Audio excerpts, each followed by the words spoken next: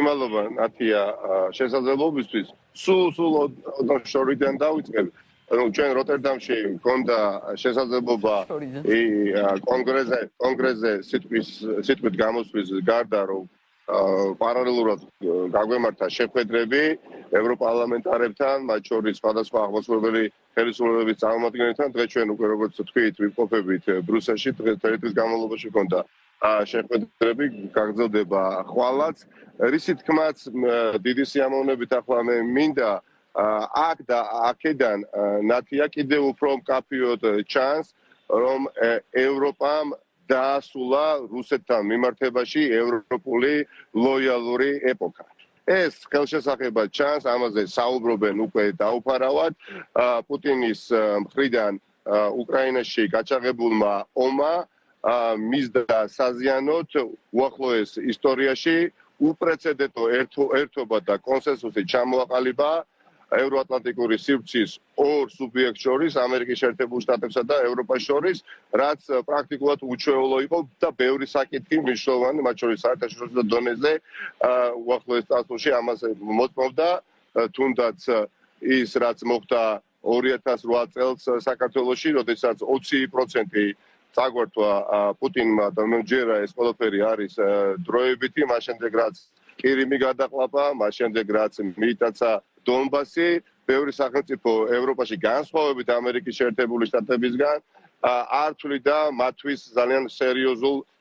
საფრთხედ, მით უფრო ეგზისტენციურ საფრთხედ, მაგრამ ახლა ეს მიდგომა შეიცვალა და სასიხარულოა, სამწუხარო ის არის, რომ უკრაინელების და ბევრი სხვა ქართველის, რა თქმა უნდა, მათ შორის 2008 წლის და არა მხოლოდ 2008 წლის ომში და სხვა ომებში დაღუპული ქართველებისა და უკრაინელების სისხლის ხარჯზე მოხდა, რომ დღეს, როგორც იქნა 2022 წელს, ევროპელებიც და ამერიკელებიც შეთანხმდნენ, რომ პუტინი არის დასამარცხებელი. თქვენ იცით, ნათია, ჩემზე კარგად, რომ მაგალითად მაშინ როდესაც ამერიკის შეერთებული შტატები 2003 წელს მოუწოდებდა ტრადიციულ ევროპას, განსაკუთრებით ფრანგებს, განსაკუთრებით იტალიელებს, განსაკუთრებით გერმანელებს, რომ არაკონტროლირებადი რეჟიმი ერაყში სადამ ჰუსეინის სახით, დიქტატორის სახით დამარცხებულიყო, ევროპის მეშვეობით კოალიცია ვერ შექმნა მაშინ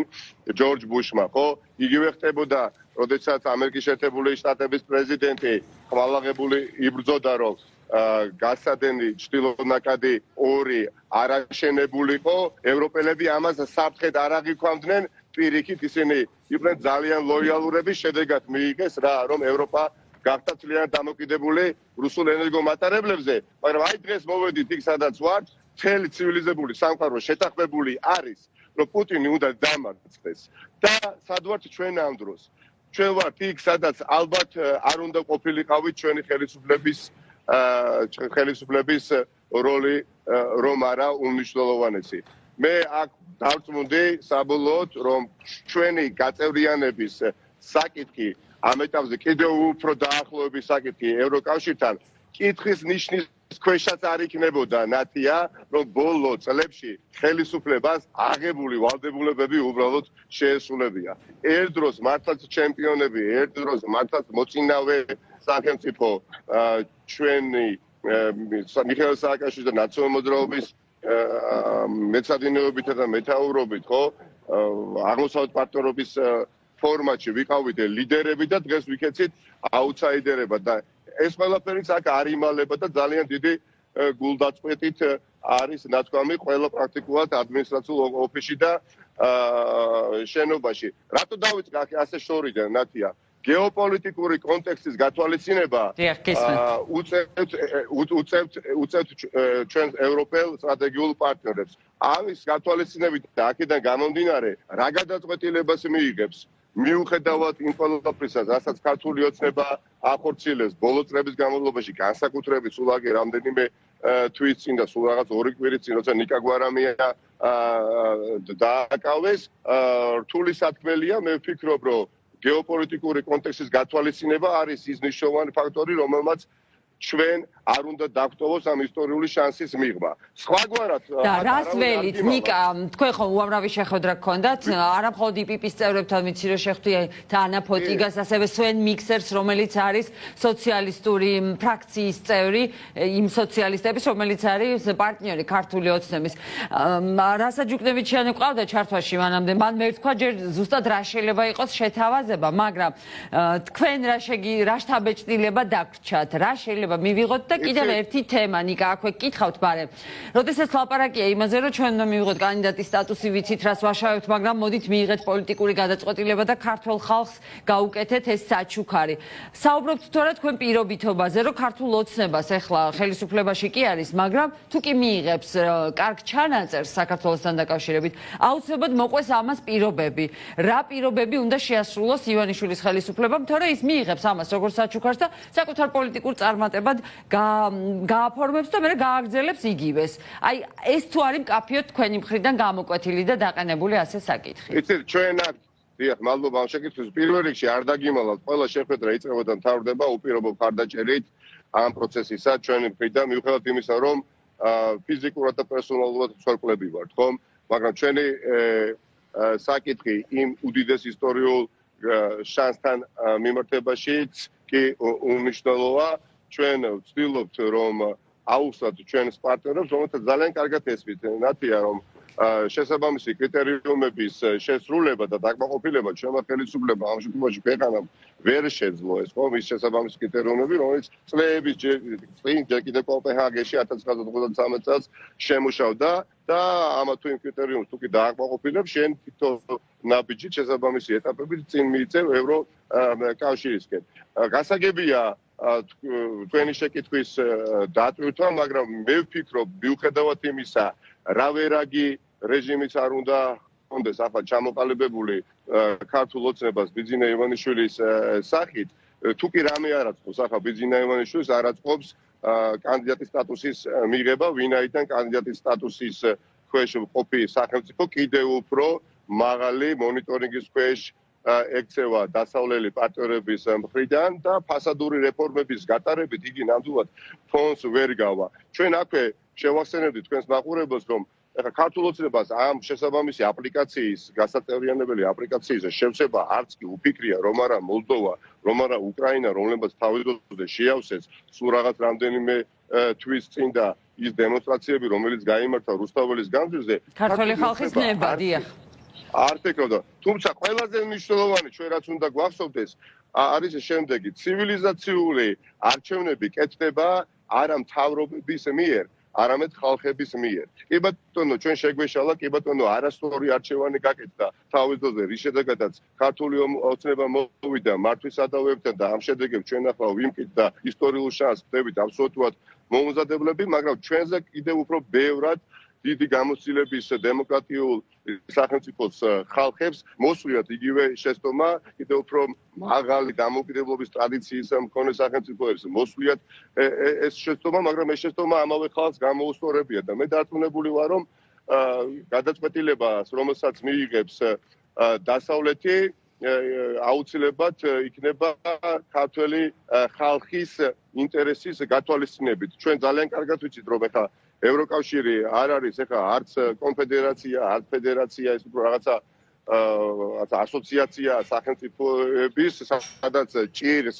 საერთაშორისო მნიშვნელოვანი პრობლემებისა და საკითხების გარშემო კონსოლიდირებული მიდგომის გამომუშავება. ხო, აქ 2 და 3 სუბიექტი ამ გადაწყვეტილებას ხომ არ იღებს. არ მალავს აქ ყოფია არც ერთი შესაბამისი ბიუროკრატი, ვის